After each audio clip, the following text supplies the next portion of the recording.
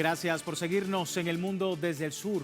En un giro político que ha encendido el debate sobre la soberanía nacional, la Asamblea Nacional del Ecuador aprobó la polémica reforma al artículo 5 de la Constitución y se abre así la puerta a la instalación de bases militares extranjeras en territorio ecuatoriano. Una decisión que enciende, como decíamos, el debate nuevamente sobre las implicaciones sobre la soberanía nacional, el papel de esas bases militares en la seguridad del país. Hoy por hoy, Ecuador es el tercer país del continente con mayor desplazamiento humano por conflictos armados internos, solo por debajo de Haití y Colombia. Vamos a analizar estas aristas, pero antes también recordarle a través de nuestras redes sociales. A lo largo del día hemos sondeado la opinión de nuestros usuarios sobre el tema. Algunos de ustedes ya han participado respondiendo la pregunta que le hemos hecho. Sin embargo, aquí la tiene nuevamente con el código QR para que usted pueda participar. Asamblea Nacional de Ecuador aprueba una reforma para permitir la instalación de bases militares extranjeras en territorio ecuatoriano. ¿Cuál es el impacto de esta decisión? Ahí las opciones: compromete la soberanía ecuatoriana, hipoteca la seguridad de Ecuador, recolonización militar de Estados Unidos o injerencismo disfrazado de cooperación. Si aún no ha participado, puede hacerlo. Más adelante revisamos y asociamos todas las respuestas.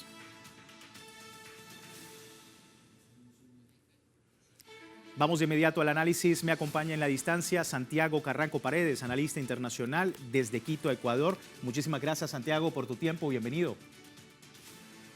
Buenas noches a todos quienes nos escuchan el día de hoy y buenas noches, un gusto estar con ustedes. Igualmente, gracias a ti por responder nuestro llamado, Santiago. Un nuevo paso en Ecuador que abre la puerta a bases militares extranjeras. ¿A qué costo?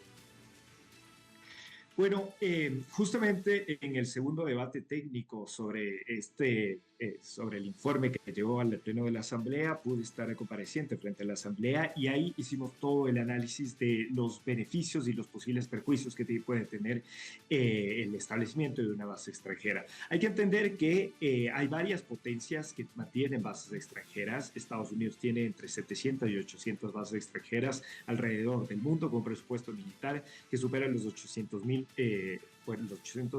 mil millones de dólares justamente.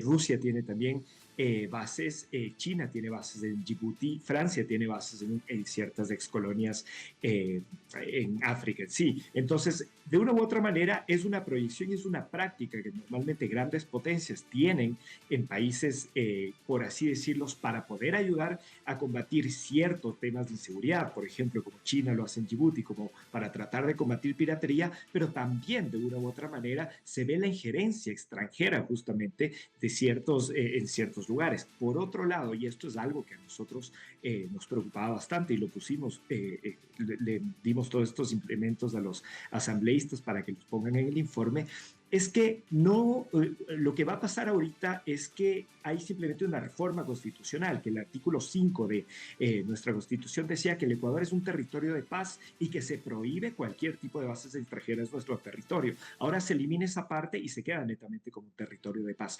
Pero para poder justamente llegar, digamos, en el caso de que hay una base extranjera, sí se necesita unas leyes adicionales de un buen comportamiento justamente de quienes van a operar dentro del país y de eso no se está hablando. Entonces, ahora va a pasar justamente a Corte Constitucional y posiblemente a un referéndum. Esperemos que acompañado todo eso venga acompañado con buenas prácticas y específicamente dónde pueden ser ubicadas, dónde no pueden ser ubicadas. Se habló en cierto momento de que podría ser las Islas Galápagos un lugar propicio para estas bases. Esto sería en contra justamente más bien de los intereses nacionales del país, al ser obviamente un lugar biodiverso y poner en riesgo un ecosistema tan frágil. Ahí también tenemos que pensar en todos estos tipos de aristas antes justamente de dar esto como aplaudir y pensar que todo esto es algo bueno y que simplemente es la solución mágica para poder atacar a la inseguridad. Sí, y es que si bien el país está, Santiago, acorralado por la violencia, son urgentes las medidas contra el crimen organizado,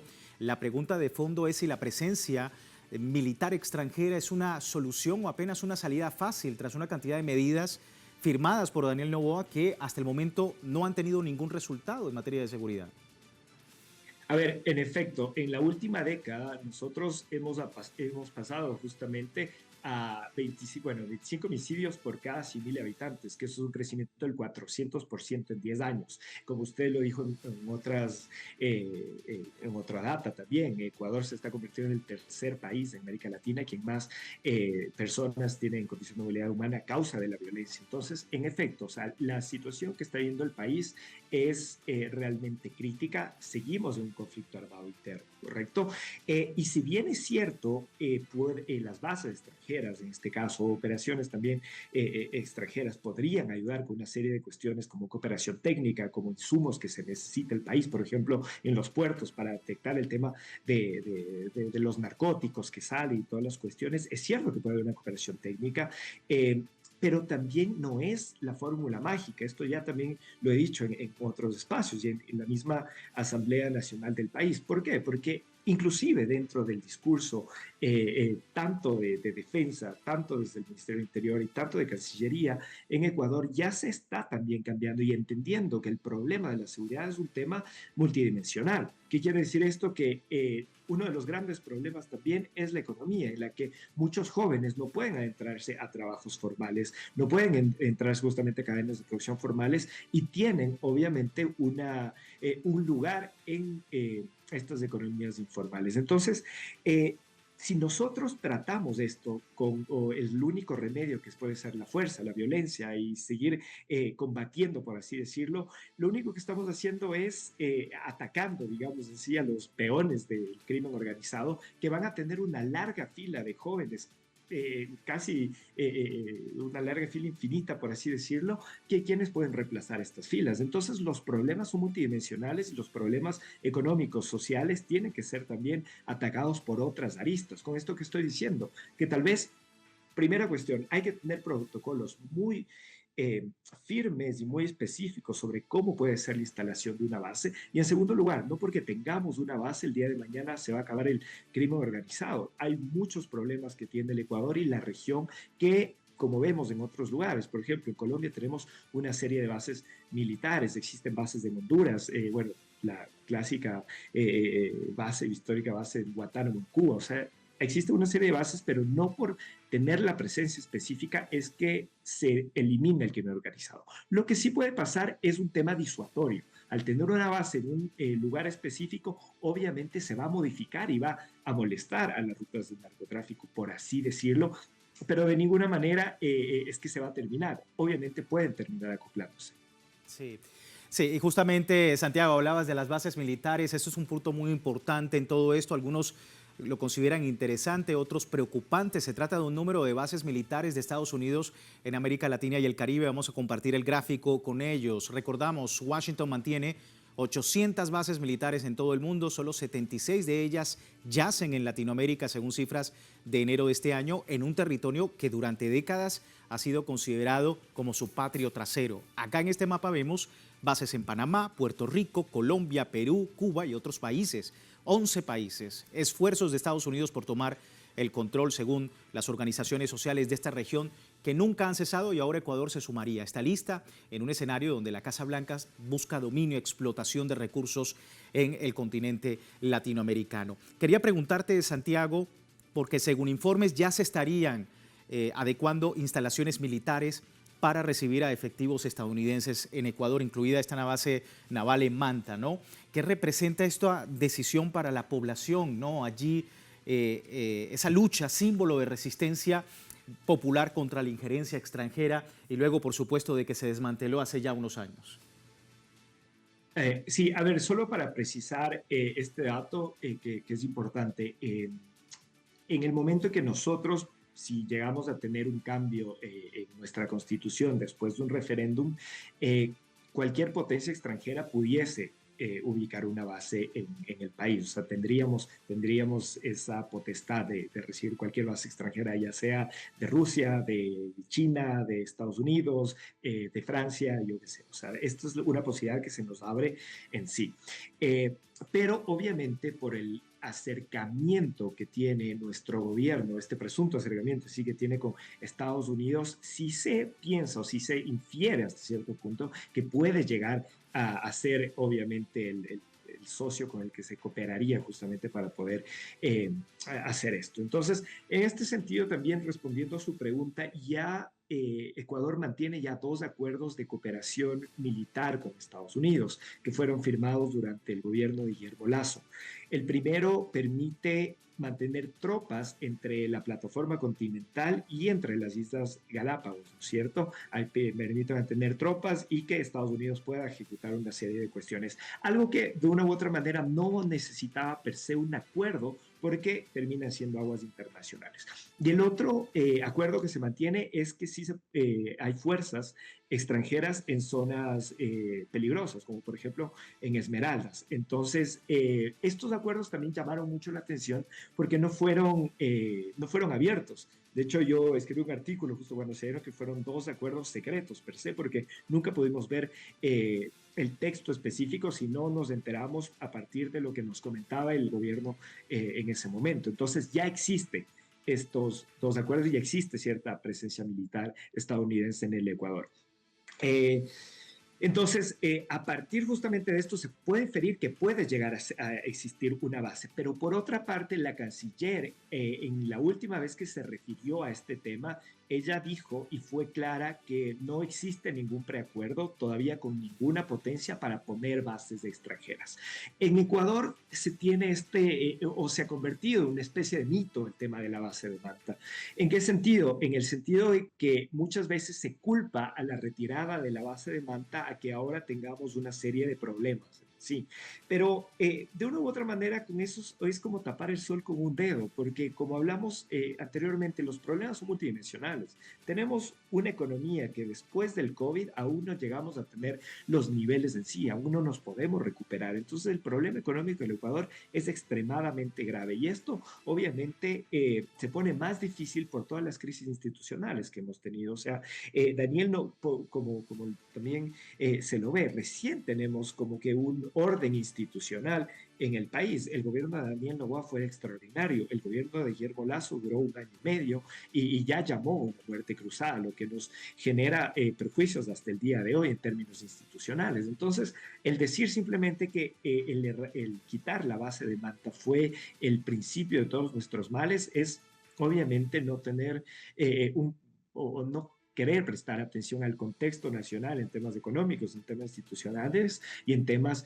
sociales. Entonces, por eso es que Manta se ha convertido en esta especie de mito y que de una u otra manera los ecuatorianos anhelan, por así decirlo, que otra vez vuelva esa base.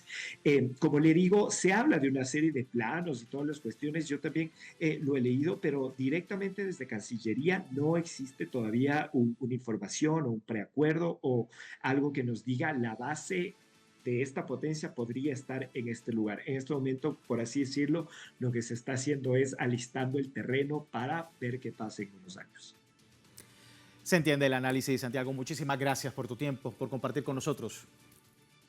Siempre un placer.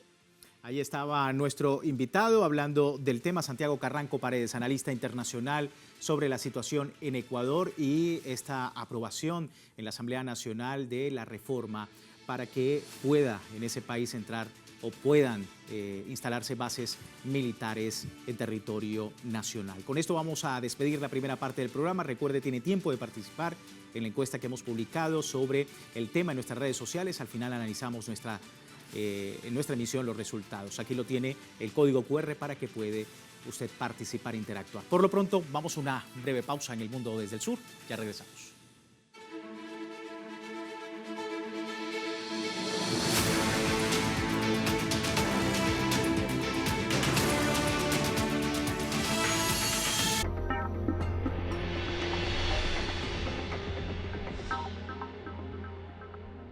Explora la verdad detrás de cada historia. Con una mirada profunda y comprometida, desciframos los detalles que moldean nuestro presente y futuro, junto a las voces del pueblo que resuenan en cada rincón del mundo. Reportajes Telesur, una perspectiva única y auténtica, que revelan las historias que intentan ocultar y capturan la esencia de nuestro continente. Una historia a la vez, todos los sábados. Solo por Telesur.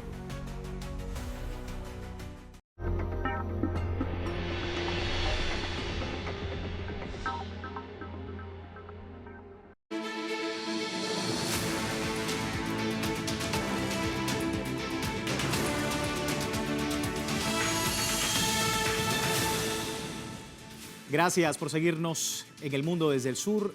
Hoy hablando sobre Ecuador, país que se convierte en la tercera nación del continente con más desplazados por la violencia.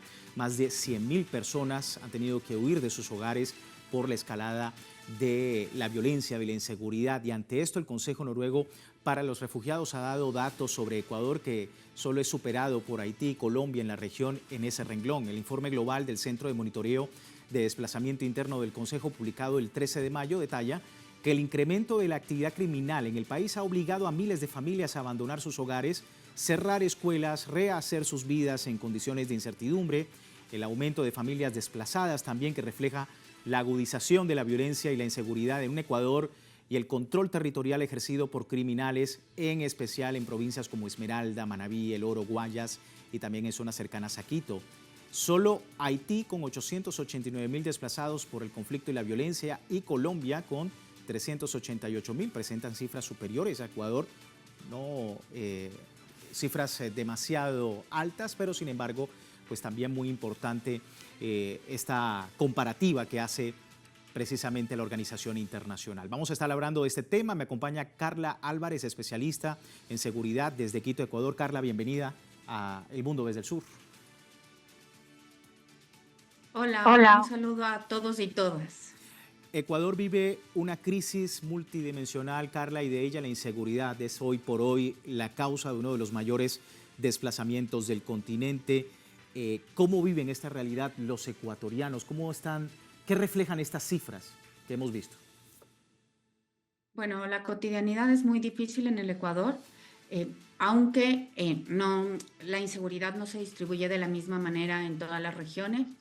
Tenemos la región costera, que está muy azotada por la violencia, por la presencia de bandas criminales, sobre todo de narcotráfico, porque en esta región están ubicados los puertos, están ubicadas las empresas agroexportadoras que tienen esta posibilidad de usar puertos y contaminar, se pueden contaminar con cocaína las embarcaciones, y estas pueden llegar a Europa, ¿no? A los mercados de consumo, a Estados Unidos también. Hay otras regiones que por su parte están pues azotadas por la minería ilegal, que significa pues devastación ambiental, despojo, violencia, y esa también es una tremenda amenaza. En la Sierra Central, bueno, se registran repuntes de violencia, pero tenemos unos indicadores más moderados en la región de la Sierra, como digo. Entonces, la violencia está distribuida de diferentes maneras en el territorio nacional. Hay territorios mucho más vulnerables que otros, y eso hace que los ecuatorianos y ecuatorianas sintamos de diferente manera la inseguridad. No obstante, pues la ecuatoriana es una población que está muy atemorizada. Para el 50% de los ciudadanos y ciudadanas, la seguridad es el principal problema. Después viene lo económico, que también es una preocupación para los hogares, pero en primer lugar, en Ecuador la preocupación es la seguridad, y Ecuador es el país con más ciudadanos preocupados, en primer lugar, por la seguridad. Esto significa que hay un ambiente muy grande de tensión, también significa que hay una exigencia grande a la clase política, a los nuevos gobernantes, para que tomen medidas respecto a la situación que estamos viviendo. Bueno, vamos a ver algunas cifras, si me permites, para poder entrar en este escenario un poco más a fondo, Carla, y sobre todo hablando de la facilidad de acceso a las armas y que impulsa la violencia en ese país. Casos de tráfico ilícito de armas pasaron de 230 a 731 en Ecuador durante los últimos 3 años. Ecuador, como decíamos, está viviendo una crisis multidimensional, pero la violencia generada por las bandas del crimen organizado es un factor bastante importante. Solo entre enero y abril de este año se han registrado poco más de 3.000 homicidios, 94% de ellos se atribuyen a la violencia criminal. Esta, según el gobierno, responde a lógicas delictivas complejas, sistemáticas y organizadas, con capacidad armamentística para generar violencia. Y según la Fiscalía, con base en un informe de Amnistía Internacional, la facilidad de acceso a las armas de forma legal e irregular es lo que ha impulsado la violencia en ese país suramericano. Quería preguntarte, Carla, también, pareciera que esta espiral de violencia en Ecuador va de la mano con la nula capacidad del gobierno para afrontarla. Varios estados de excepción, la existencia de un conflicto armado interno en el país, por ende militarización del territorio. Noboa subió el IVA prometiendo mayor seguridad y ahora bajo esa misma excusa le abre las puertas a bases militares extranjeras. ¿Va a facilitar las cosas? ¿Habrá algún cambio? ¿Será igual que las demás medidas? ¿Cómo ves, cómo analizas ese escenario? Bueno, hay muchos temas, estás planteando el escenario con muchos datos y con mucha complejidad, lo cual es adecuado para recrear lo que vivimos los ecuatorianos. Y voy a hacer unas pequeñas precisiones. El Ecuador llegó en el 2023 a una tasa de 47 muertos por cada habitante, por cada 100.000 habitantes. Esto hizo que el Ecuador sea el país más violento de toda la América continental, ¿sí? Esto en el 2024 tuvo un descenso, es decir, hubieron menos muertes violentas y en el 2025 hay un repunte. Es posible que superemos esta tasa registrada en el 2023 y que alcancemos o superemos la tasa de 50 muertes por cada 100.000 habitantes. Esto quiere decir que somos el segundo, viendo América Latina y el Caribe, somos el segundo país más violento solo después de Haití, ¿sí? Esto refleja unas condiciones pues muy violentas, pero además la violencia homicida, la violencia letal no es la única violencia que se vive. Tenemos extorsiones, secuestros extorsivos, violencia en las cárceles. Hay una situación de mucha complejidad. De todas las muertes violentas, y retomando un poco el tema de las armas, pues hasta el 2024, 8 de cada 10 personas morían a causa de un disparo, es decir, era violencia armada. Este número ha subido y ahora superamos los 9, es decir, 9 de cada 10 personas mueren a causa de un disparo. Y esta violencia ha seguido subiendo también en los hogares. El feminicidio pasó en el 2023 de 36% de mujeres que morían debido a un disparo a superar el 70% de mujeres que mueren por un disparo. Esto quiere decir que la violencia también tiene un componente social. No toda la violencia se debe al enfrentamiento entre bandas delictivas, sin querer negarlo, ¿no? Pero hay que entender que no toda la violencia es criminal. Hay violencia social también debido a la precariedad, a la falta de recursos, a la falta de empleo, etcétera, etcétera.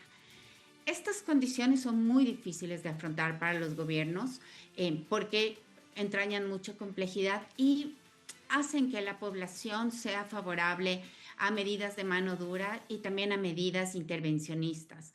Se tiende a pensar, como decía mi antecesor, que en el Ecuador quien va a brindar la mayor cooperación van a ser los Estados Unidos. Esto es como un pensamiento que podría decirse que es como una ilusión o como una esperanza, pensando en este Estados Unidos, que es una superpotencia militar, que tiene muchas más capacidades económicas que un país como el Ecuador.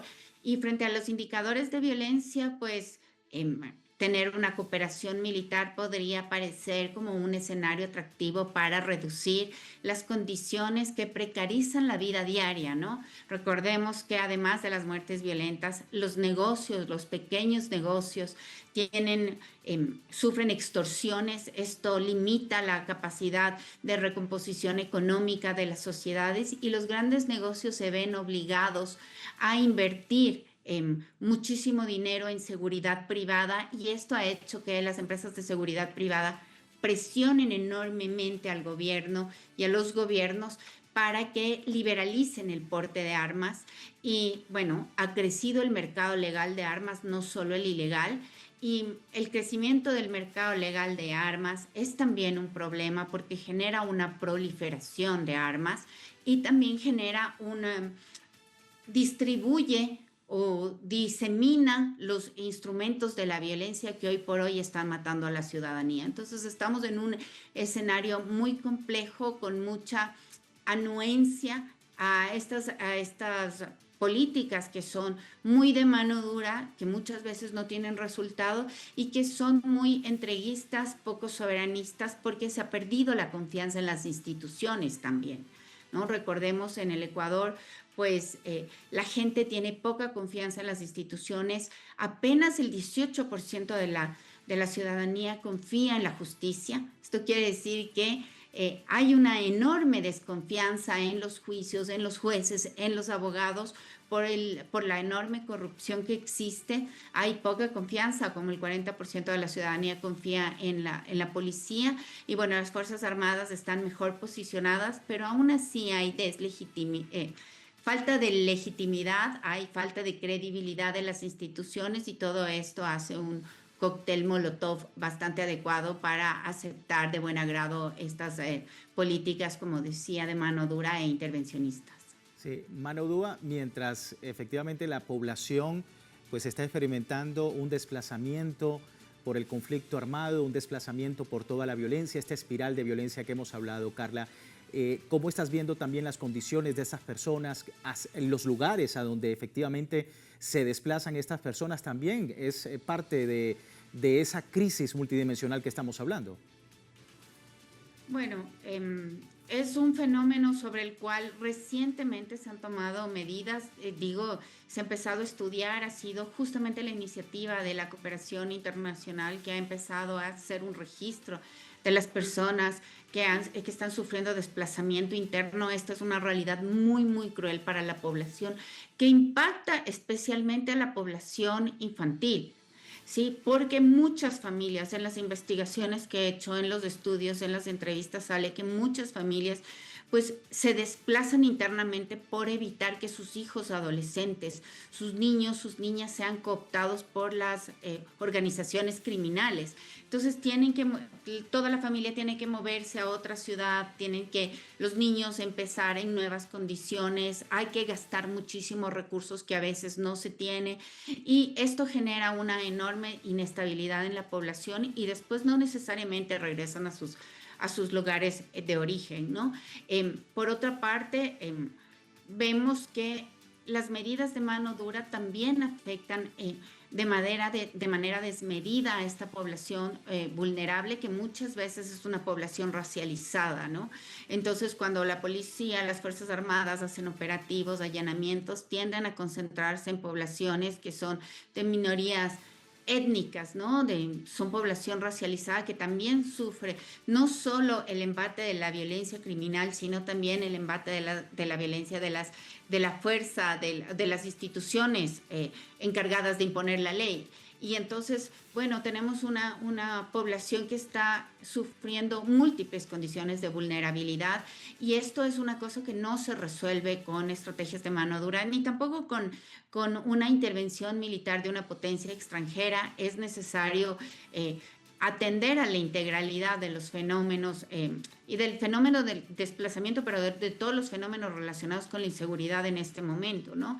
Y una de las cosas que un poco se critica al gobierno es que las medidas que se están tomando no están atacando al núcleo efectivo que permitiría la disolución de los grupos criminales, o que permitiría reducir el impacto de las actividades criminales. Y esto significa,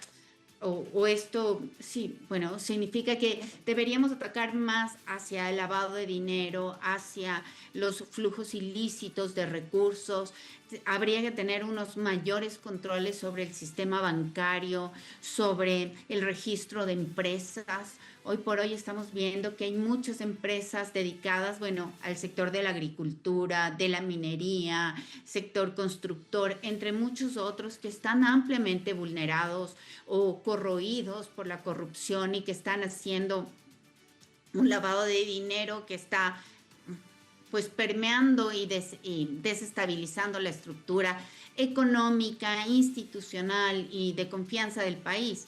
Esas medidas que ataquen ahí, esas no están tomándose con radicalidad.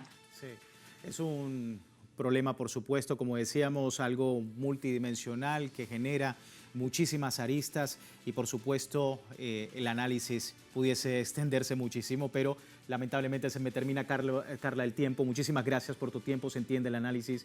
Gracias por acompañarnos. Muchas gracias a ustedes, un saludo a todas y todos. Carla Álvarez, especialista en seguridad desde Quito, Ecuador. Antes de terminar con nuestro programa, revisamos los resultados rápidamente de la encuesta que publicamos más temprano. Asamblea Nacional de Ecuador aprueba una reforma para permitir la instalación de bases militares extranjeras en territorio ecuatoriano. ¿Cuál es el impacto de esta decisión? Bueno, 53% dice compromete la soberanía ecuatoriana. También se comenta a través de la segunda opción, hipoteca la seguridad de Ecuador, un 8%. Un 23% dice que es una recolonización militar de Estados Unidos y un 16% dice injerencismo disfrazado de cooperación.